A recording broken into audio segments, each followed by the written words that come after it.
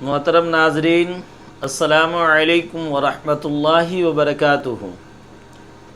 ایک دیہاتی کسان اور ایک شہری دکاندار کا واقعہ ہے۔ دیہاتی کسان اپنے گھر میں جو مکھن نکالتا تھا دودھ میں سے، وہ مکھن جمع کر کے وہ روزانہ معمول کے مطابق شہر میں لے جا کر کے ایک دکاندار کو وہ فروخت کرتا تھا، اور اس دکاندار کو وہ مکھن دیتا تھا اور اس کے بدلے میں چینی اور آٹا اور چاول وغیرہ لیتا تھا، چائے پتی وغیرہ۔ یہ روزانہ کا معمول تھا، اور اپنے معمول کے حساب سے یہ روزانہ جاتے اور آتے تھے۔ ایک دن یہ مکھن کا وہ جو پیڑے کی شکل میں وہ بنا کر کے وہ لے جاتے تھے، ایک ایک کلو کا تھیلا، ٹھیک ہے۔ تو وہ تھیلا لے جا کر کے کئی تھیلا لے جاتے تھے، تو وہ لے جا کر کے ایک دن وہ جب دیا دکاندار کو، تو وہ دکاندار جب اس تھیلے کو فریزر میں رکھ رہا تھا، تو فریزر میں رکھنے سے پہلے اس کے ذہن میں بات آئی کہ کیوں نہ ایک تھیلے کو تول کر دیکھا جائے، وزن کر کے دیکھا جائے کہ اس کا وزن ٹھیک ٹھاک ہے کہ نہیں۔ جب وہ ایک تھیلے کو تولتا ہے، وزن کرتا ہے، تو اس میں دیکھتا ہے کہ یہ 900 گرام ہے۔ جب 900 گرام دیکھتا ہے تو وہ پریشان ہو جاتا ہے۔ اس کے بعد ایک ایک کر کے سب تھیلے کو وزن کرتا ہے، اور سب میں 900 گرام ہی پاتا ہے۔ پھر وہ بہت پریشان ہوتا ہے اور اس کسان پر لعنت ملامت کرنا شروع کر دیتا ہے، اور آئندہ کے لیے اپنے دل میں ارادہ کرتا ہے کہ اس سے کوئی لین دین نہیں کرنا ہے، اس سے جو ہم کاروبار نہیں کر سکتے۔ پھر معمول کے حساب سے کسان پھر دوبارہ اس کے یہاں گیا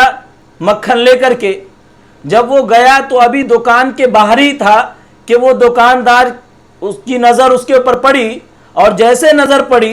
تو وہ دکاندار اس کو جو ہے لعنت ملامت کرنا شروع کر دیا، اور کہا کہ تمہارے جیسے دھوکے باز اور مکار سے میں کوئی لین دین نہیں کر سکتا، کوئی کاروبار نہیں کر سکتا۔ اب یہ بیچارہ کسان پریشان ہو گیا کہ ایسا کیا ہو گیا، آپ کیوں ایسی بات کر رہے ہیں؟ تو پھر وہ دکاندار کہنے لگا کہ تم جو مکھن لاتے تھے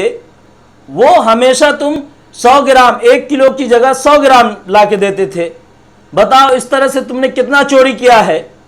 تو وہ بیچارہ بہت پریشان ہو کر کے کہا کہ بھائی میرے، میں تو غریب آدمی ہوں، میں ان پڑھ آدمی ہوں، مجھے یہ سب نہیں پتا، اور میرے پاس اتنا پیسہ بھی نہیں ہوتا کہ میں بٹخرا جو وزن کرتے ہیں اس کو بٹخرا کہتے ہیں، وہ خرید کے لائے، تو میرے پاس نہیں ہوتا ہے۔ ایک ترازو ہے وزن کرنے کا، تو جو آپ چینی مجھے 1 کلو دیتے ہیں، میں آپ کی چینی سے اس کو برابر کر کے تھیلا بناتا ہوں، تو مجھے تو پتا نہیں، آپ جتنا چینی دے رہے تھے اسی کے برابر میں 1 کلو چینی آپ سے لیتا ہوں، تو 1 کلو کے برابر اس کو تول کر کے میں آپ کو وہ تھیلا دیا کرتا تھا، تو مجھے تو پتا نہیں کہ وہ 1 کلو یا 100 گرام 900 گرام ہے یا 800 گرام ہے۔ تو ہم سب آج یہ واقعہ سے یہ سیکھنے کی ضرورت ہے کہ ہم جو دوسرے کو مکاری اور جھوٹا اور دھوکے باز کہتے ہیں، تو کیا وہ دھوکے بازی جو ہمارے ساتھ ہو رہا ہے، تو کیا ہم بھی کہیں دھوکہ دے رہے ہیں کسی کو؟ کیونکہ اللہ کے نبی صلی اللہ علیہ وسلم کی حدیث ہے کہ ہم جیسا کریں گے ہمارے ساتھ ویسا ہی ہوگا۔ اگر ہم کسی کو دھوکہ نہیں دیں گے تو انشاءاللہ امید رکھے اللہ کی ذات سے کہ ہمارے ساتھ بھی کوئی دھوکہ نہیں کر سکتا۔ ابھی یہ واقعہ سے کیا سمجھ میں آیا کہ وہ خود تو دھوکہ دے رہا ہے، خود تو 900 گرام جان بوجھ کر وزن کر کے دے رہا ہے، یہ بیچارہ کسان تو انجانے میں وہ تو سمجھ رہا ہے کہ جو وہ دے رہے ہیں وہ صحیح دے رہے ہیں، اور اسی کے حساب سے وہ وزن کر کے دے رہا ہے۔ تو آج ہماری یہ حالت ہے کہ ہم خود جو جھوٹ بولتے ہیں تو بہت اچھا، خود چوری کرتے ہیں بہت اچھا، خود دھوکہ دیتے ہیں بہت اچھا، خود مکاری کرتے بہت اچھا، لیکن سامنے والا ایک مرتبہ میرے ساتھ دھوکہ کر دیتا ہے، سامنے والا ایک مرتبہ میرے ساتھ دغا بازی کر دیتا ہے، تو ہم آنکھ بھگولا ہو جاتے ہیں،